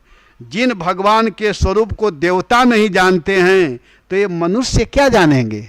विचार कीजिए, क्या जानेंगे? इसका मतलब यह है कि जो भगवान के हो गए हैं वह अवश्य जान जाते हैं। इसका मतलब यह नहीं हुआ कि सब नहीं जान पाते हैं। जो भगवान के हो गए हैं वह भगवान को जानते हैं। भगवान को समझते हैं। लेकिन जो भगवान को नहीं हुआ है वह चाहे कि मैं भगवान को जान जाऊंगा तो नहीं जान सकता है। कह गन तुम कईर तुम, कौन जान सकता है, कौन वर्णन कर सकता है। जैसे कोई नट के अभिनय की अनभिज्ञ व्यक्ति नहीं जान सकता है, वैसे ही भगवान जिसको जनाना चाहेंगे वही जान सकता है। इसलिए उस प्रभु को हम लोगों को समझना है। आपके प्रिय भीष्म, द्रौपदी, सुभद्रा, ये सब आपके प्रिय हैं, फिर भी आप उसको मरवाते हैं। इस रहस्य को मैं नहीं समझती हूँ। कुंती महारानी स्तुति कर रही हैं, लेकिन भगवान को लीला करना है, इसलिए सब भगवान किए। तो इस बात को यहाँ पर गजेंद्र बोल रहे हैं, कह रहे हैं कि वही प्रभु आ करके हमारी रक्षा करें। दीदृक्षवो यस्य पदम सुमंगलम विमुक्त संगा मुनयः सुसाधवः चरन्त्यलोक व्रतमावरणं वने भूतात्मभूता सुहृद समय गति। जिनके परम मंगलमय स्वरूप दर्शन करने के लिए, जिनकी सुंदर रूप का दर्शन करने के लिए महात्मा गण संसार की समस्त आसक्तियों का त्याग कर देते हैं। जिन भगवान को देखने के लिए, दर्शन करने के लिए महात्मा लोग, साधु लोग, संत लोग समस्त आसक्तियों को छोड़ देते हैं और वन में जाकर के अखंड भाव से ब्रह्मचर्य आदि अलौकिक व्रतों का पालन करते हैं तथा अपने आत्मा को सबके हृदय में विराजमान दे करके स्वाभाविक ही सबकी भलाई करते हैं। वे ही मुनियों के सर्वस्व भगवान मेरी सहायता करे, मेरी रक्षा करे। दिदृक्षवो, जो भगवान को देखने के उत्सुक हो, दिदृक्षवो। सुमंगलम, सुंदर जो भगवान का स्वरूप है, मंगल कारक जो रूप है, मंगल प्रदान करने वाला, उस भगवान के शरीर को सच्चिदानंद विग्रह कहा गया है। भगवान का जो विग्रह है वह सत्य चिद आनंद से युक्त है। भगवान के सुंदर विग्रह को देखने से परम सुख मिलता है। और उनका जो विग्रह है आद्यम पुराणम नवयौवनम च, वह नित्य नूतन बना हुआ है। कभी भगवान वृद्ध नहीं होते हैं, बूढ़ापा को नहीं प्राप्त करते हैं। नव यौवन, नित्य नूतन दिखाई देते हैं। भगवान हमेशा नव यौवन लगते हैं। वैसा ही भगवान का धाम भी है। जैसा भगवान का स्वरूप है वैसा ही भगवान का धाम है। इसीलिए उनको सुमंगलम, सुमंगल कहा गया है। भगवान का क्वालिटी क्या है तो बता रहे हैं कि दिदृक्षवो, उस भगवान को देखने के लिए विमुक्त संगहा, सारे आसक्तियों को छोड़ करके, आसक्ति किसको कहते हैं? जो सम्यक प्रकार से फंसा हुआ है उसको आसक्ति कहते हैं। लेकिन जो जितेंद्रिय होते हैं वह बिल्कुल उससे मुक्त होते हैं, आसक्तियों से मुक्त होते हैं, उनको विमुक्त कहते हैं। ऐसे साधु जन, ऐसे मुनि जन उस भगवान को देखने के लिए सब कुछ छोड़ देते हैं। उसी को मुनि कहा जाता है, जो सब कुछ छोड़ छाड़ करके केवल भगवान को देखना चाहते हैं। जो जिनकी साधना सही ढंग से चल रहा हो, जो अपने मन को भगवान में ही लगाए हुए हैं, उसको साधु कहते। सुबह के सत्र में मैं बताया था सत आचरण किसको कहते हैं, असत आचरण किसको कहते हैं, तो इसको सुबह मैं बताया था। तो भूतात्म भूता, दूसरे जीवों से जो प्रेम करते हैं, महात्माओं का ऐसा स्वभाव होता है कि दूसरे से प्रेम करते हैं और वन में जाकर के एकांत में अलोक व्रत, अलोक व्रत का मतलब हुआ कि भगवान की भक्ति के अलावा उनको और कुछ भी अच्छा नहीं लगता है। अलोक व्रत माने केवल भगवान के लिए ही व्रत धारण करते हैं, नियम धारण करते हैं। भगवान को कैसे प्रसन्न करना है, कैसे खुश रखना है, हमारे किस क्रिया से, किस व्यवहार से भगवान प्रसन्न होंगे, तो उसको करते हैं। और लोक व्रत किसको कहते हैं? एक आलोक व्रत हुआ, एक लोक व्रत हुआ। तो आलोक व्रत महात्मा लोग करते हैं और लोक व्रत कौन करते हैं? जो संसार के विषयों को चाहते हैं तो लौकिक व्रत को करते हैं। लेकिन आलोक व्रत का मतलब क्या हुआ? आलोक व्रत का मतलब हुआ जप करना, पाठ करना, ब्रह्मचर्य का पालन करना, उसको आलोक व्रत कहते हैं। और खास करके आलोक व्रत सबसे महत्वपूर्ण होता है जो भगवान के विषय में श्रवण करता है और कीर्तन करता है। हरे कृष्णा कृष्णा कृष्णा हरे हरे, हरे राम। और वह व्रत कहाँ किया जाता है? तो वन में जाकर के।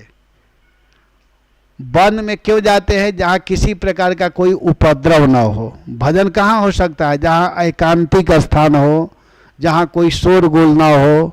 तो इसीलिए वन शब्द का प्रयोग किया गया है।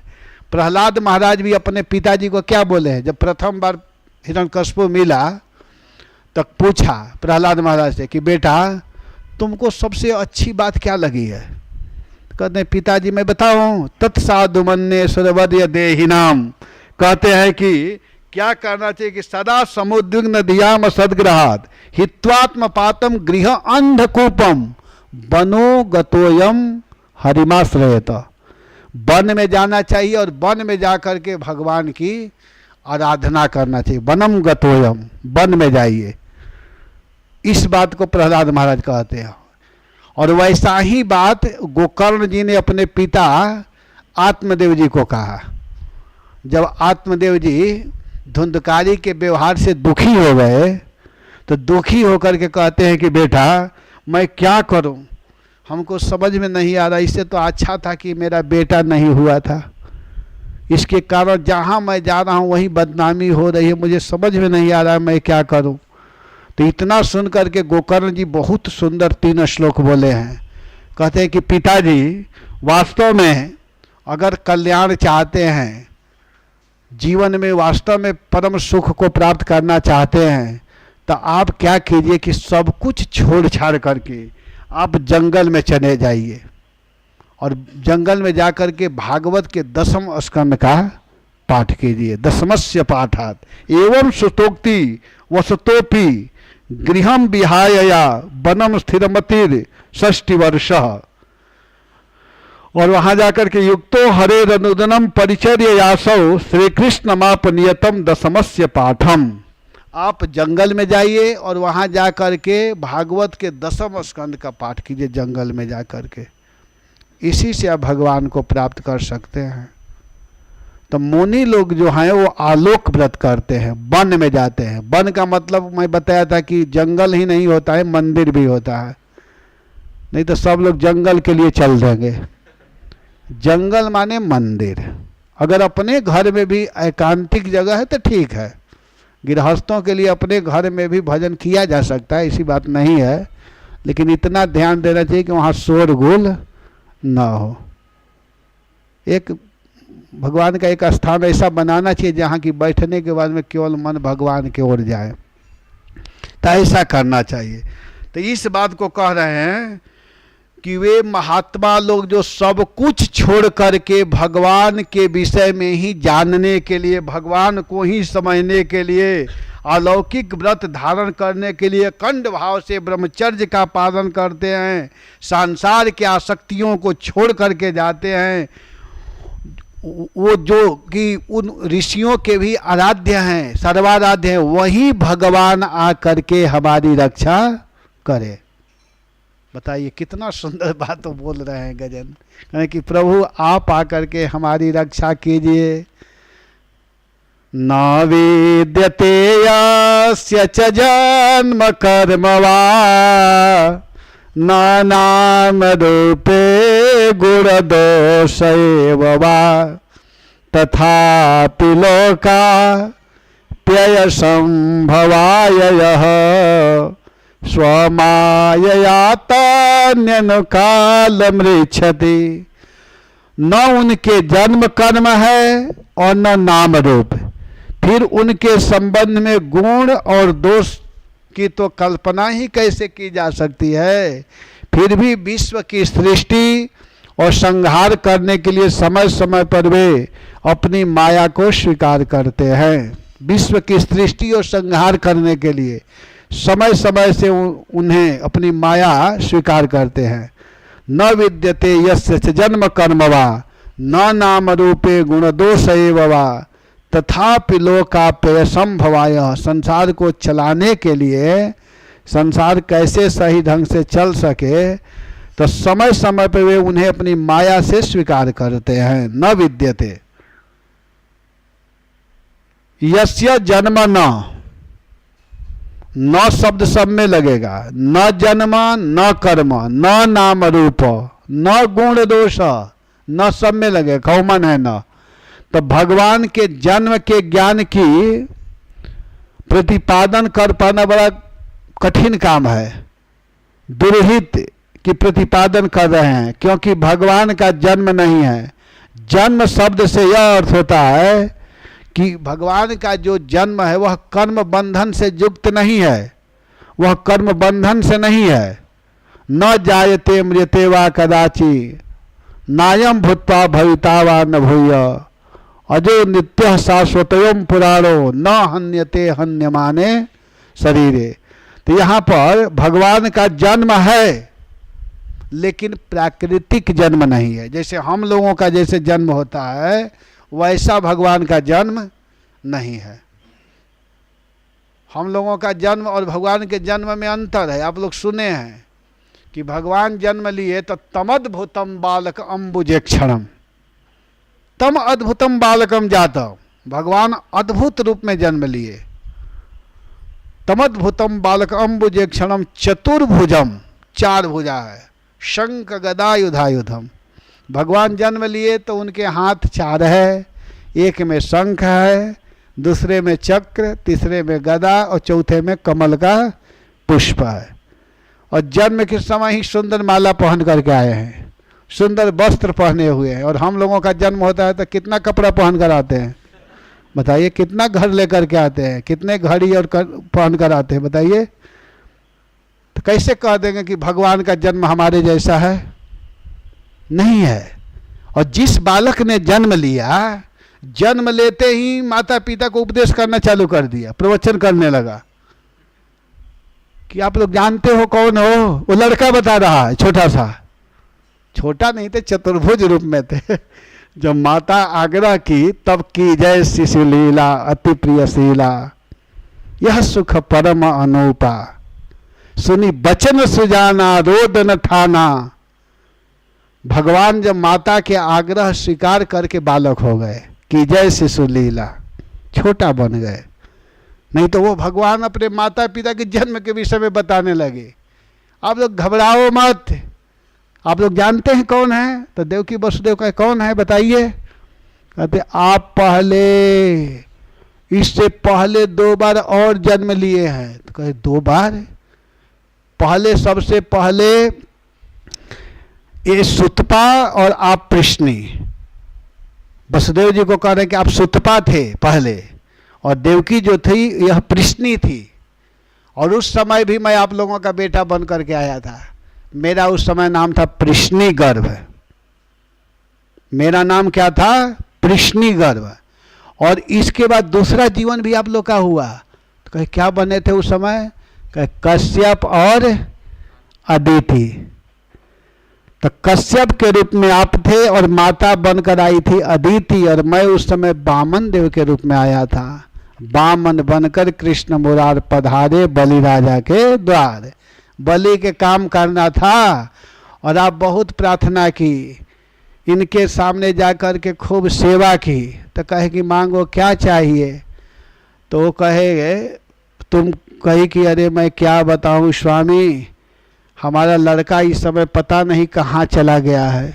इंद्र कहाँ चला गया था पता नहीं इस समय। तो कश्यप जी पूछे कि तब स्वर्ग में कौन है? कहते दीति का लड़का। दीति का जो वंश वाले हैं सब वहीं बलि इस समय राजा बना हुआ है। कोई बात नहीं, वो भी तो अपना ही बच्चा है, कश्यप जी कहने लगे। वो भी तो अपना ही परिवार का है, कोई दिक्कत नहीं है। नहीं मेरा बेटा रहता तो अच्छा रहता। इतना सुन करके कश्यप जी हंसने लगे। को देहो, कहते कि कहाँ तुम आसक्त में पड़ी हो, आसक्ति में। को चात्मा को प्रकृति पर कस्य के पतिपुत्राद्य मोह है वही कारण। ये सब मोह का कारण है। लेकिन ठीक है, तुम चाहती हो ना, तो तुम क्या करो कि एक व्रत करो 12 दिन वाला, जिसको परिव्रत कहा गया है, और उसको करोगे तो भगवान प्रसन्न हो जाएंगे। वो व्रत की, और व्रत करने से वही भगवान बामन पुत्र बन करके आए। तो इस बात को कह रहे हैं कि मैं दूसरा जीवन में बामन बन करके आया तुम्हारे काम को करने के लिए।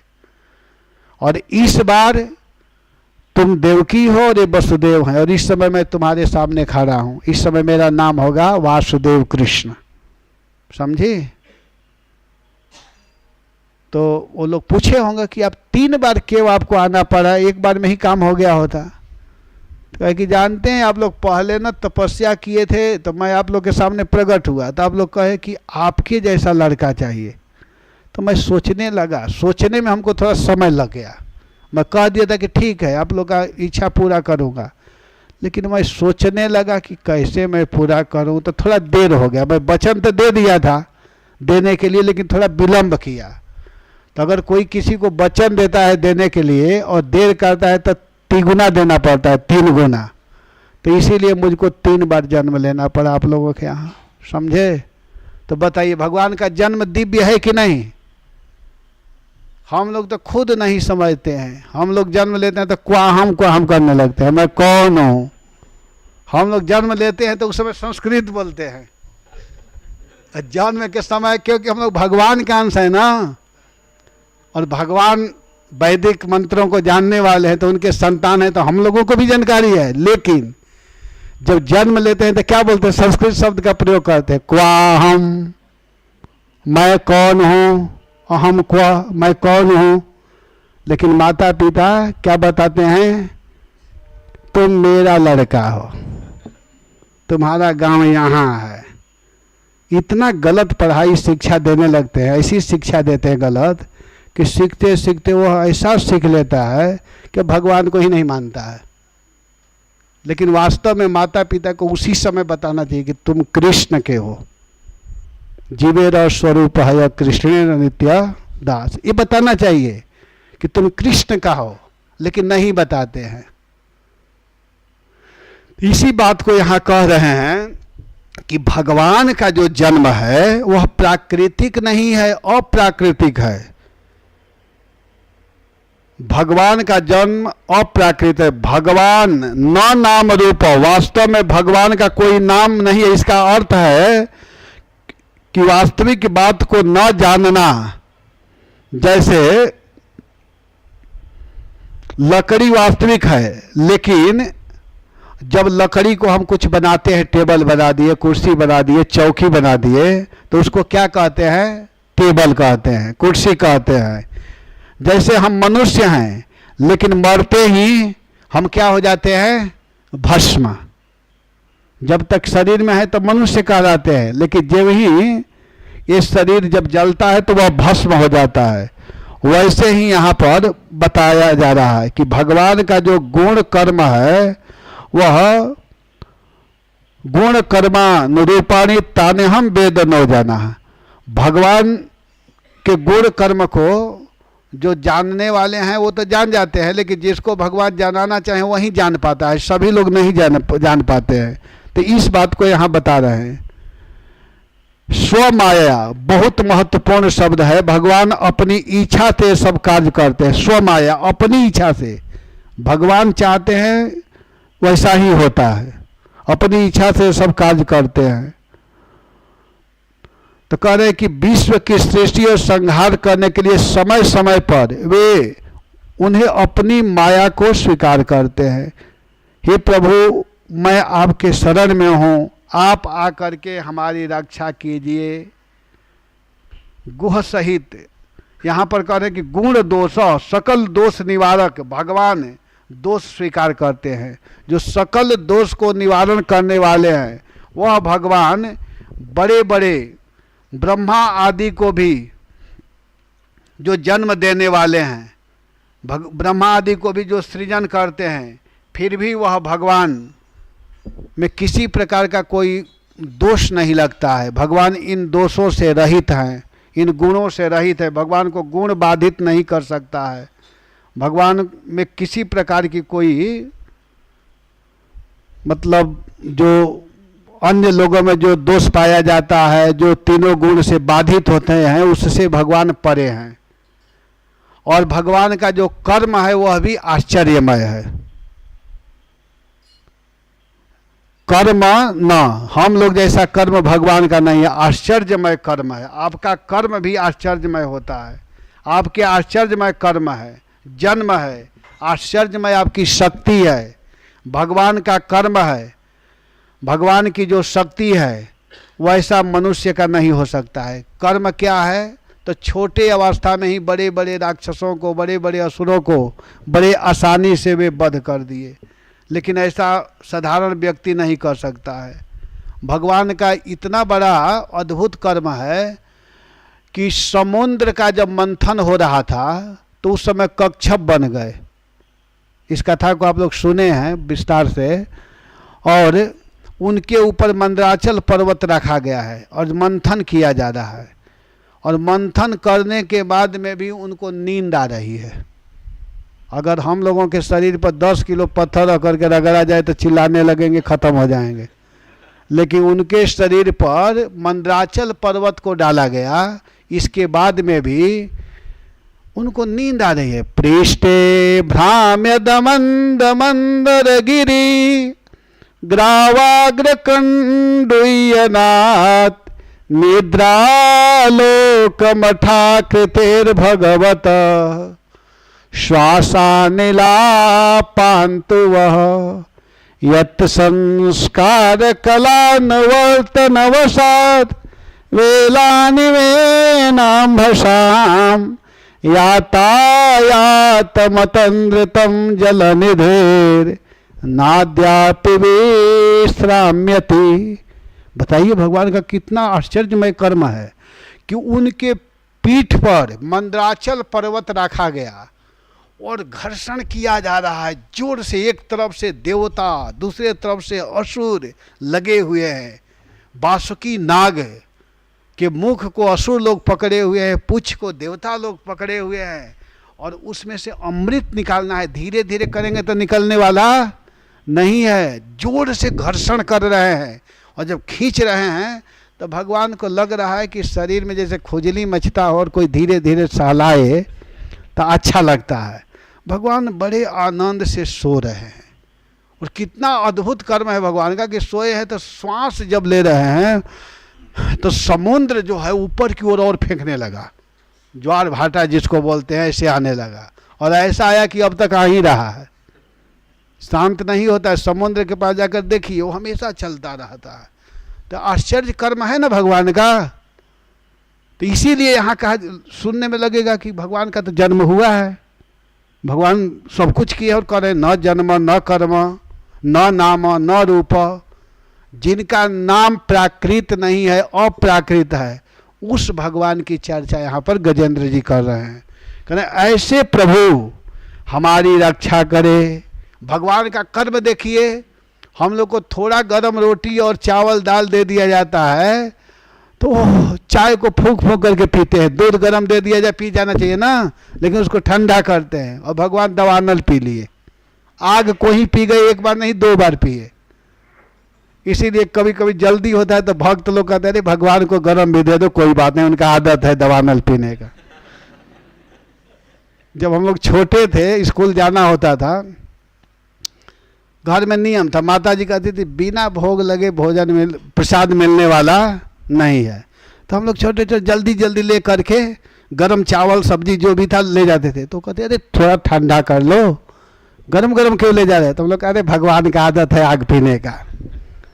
लेकिन अब समझ में आता है कि नहीं, ऐसा नहीं करना चाहिए, बहुत बड़ा गलती कर रहे थे। भगवान को ठंडा करके प्रेम से खिलाना चाहिए। भगवान अपने इच्छा से पी रहे वो अलग बात है, लेकिन हम लोग क्यों उनको गरम दे है कि नहीं? लेकिन उस समय नहीं जानकारी थी, इसलिए चलो भगवान तो आग पिए हैं, उससे ज़्यादा गरम थोड़े चावल है, खा लेंगे तो क्या हो जाएगा। तो भगवान का सब कुछ अद्भुत है, तमद्भुतम, इसीलिए अद्भुत कहा गया है शुरू में जन्म के समय। तम अद्भुतम बालकम जातम, यह बालक अद्भुत है, कितना सुंदर है। तो भगवान बहुत सुंदर हैं, उनका सारा कर्म, सारा क्रिया, सब कुछ अद्भुत है। और समय भी हो गया। हरे कृष्ण। ठीक है, तो मैं आज यहीं तक करूँगा, कल इसको पूरा कर दूंगा इस प्रसंग को। ठीक है, हरे कृष्ण। जय श्री प्रभुपाद।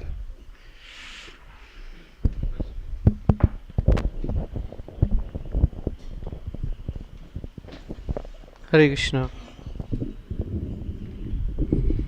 तो प्रभु जी, आपके द्वारा कही गई कथा भी अद्भुत है, क्योंकि भगवान ही अद्भुत हैं। तो आशा करते हैं आप सबको ये कथा बहुत अच्छी लग रही है। और इस गजेंद्र मोक्ष कथा का कल यहाँ पे जो ये सत्र चल रहा है, इसका कल अंतिम दिवस है। तो आज की कथा के लिए हम धन्यवाद देना चाहेंगे श्रीमान श्री कृष्ण प्रभु का 3 बार जोर से हरि बोल कह के। हरि बोल, हरि बोल, हरि बोल। और एक बार पुनः हम धन्यवाद देंगे सुकुमार प्रभु को आज का प्रसाद हम पुरस्कृत करने के लिए।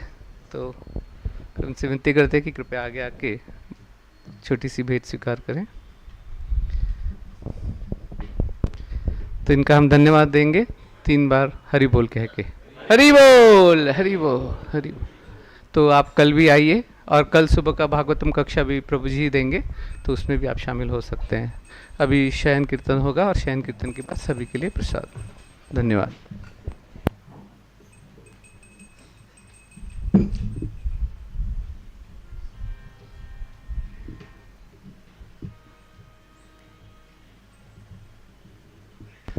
हरे कृष्णा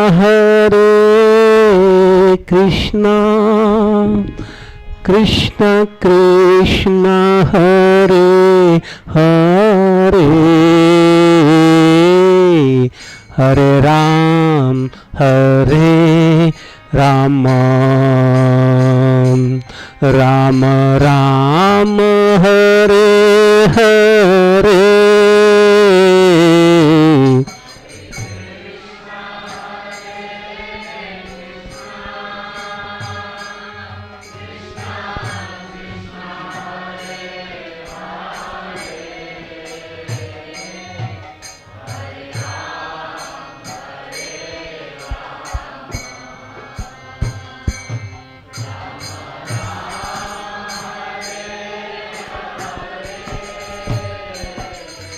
हरे कृष्णा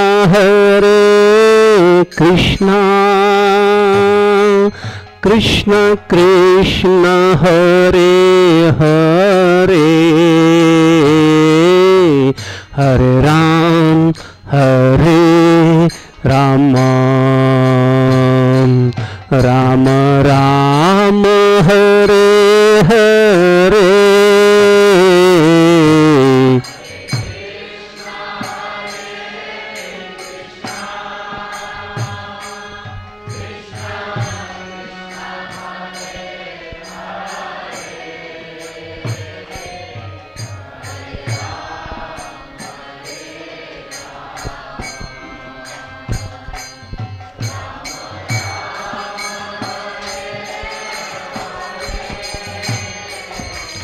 हरे कृष्णा कृष्ण कृष्ण हरे हरे, हरे राम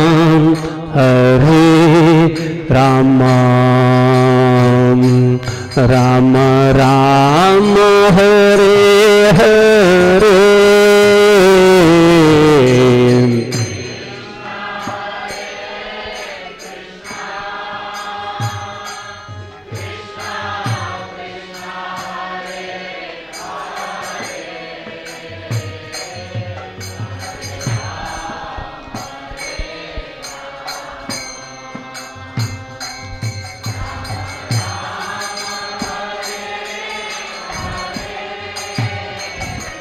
हरे कृष्णा कृष्ण कृष्ण हरे हरे, हरे राम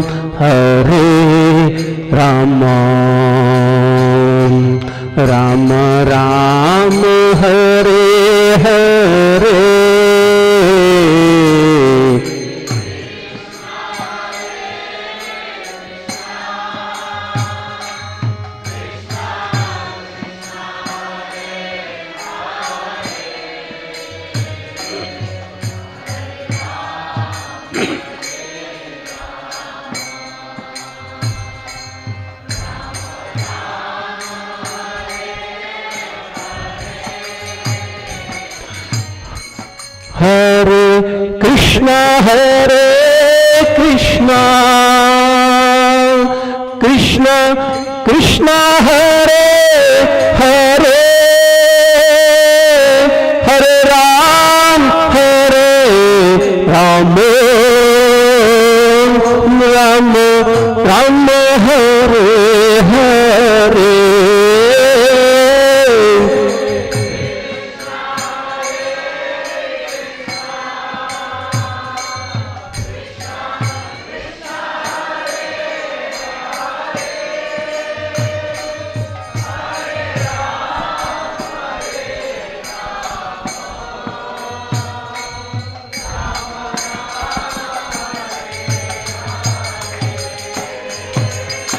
हरे कृष्णा कृष्णा कृष्णा हरे हरे हरे राम राम राम हरे हरे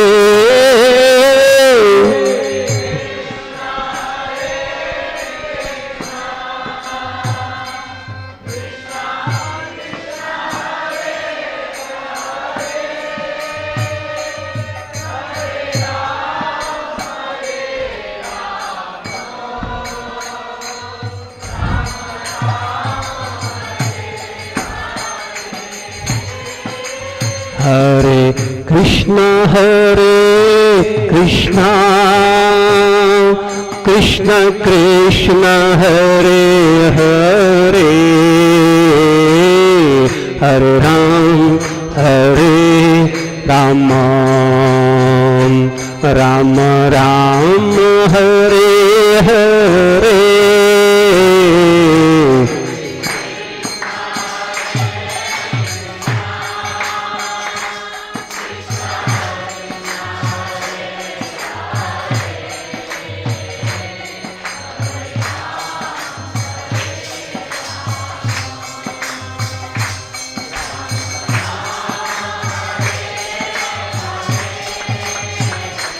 हरे कृष्णा कृष्ण कृष्ण हरे हरे हरे राम राम राम हरे हरे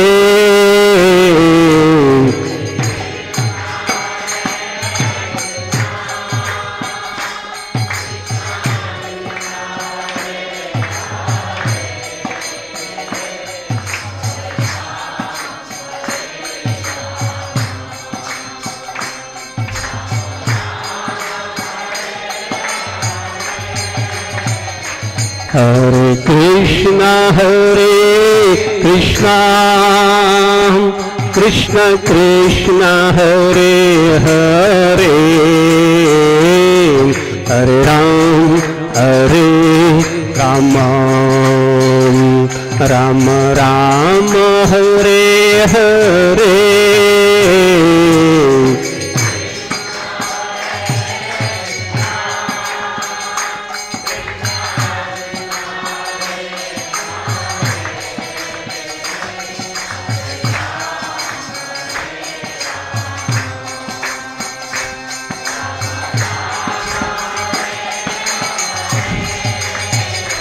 जय राधा गोकुलानंद राधे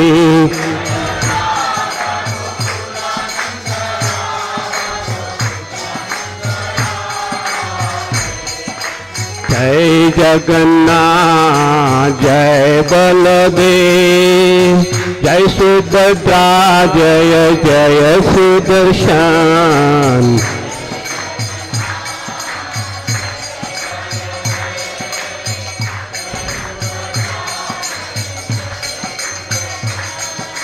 जय जय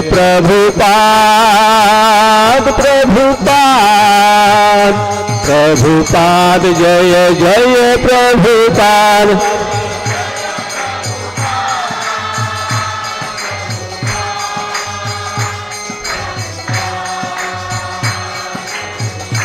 नित्य गौर हरि बोल हरि बोल हरि बोल नित्य गौर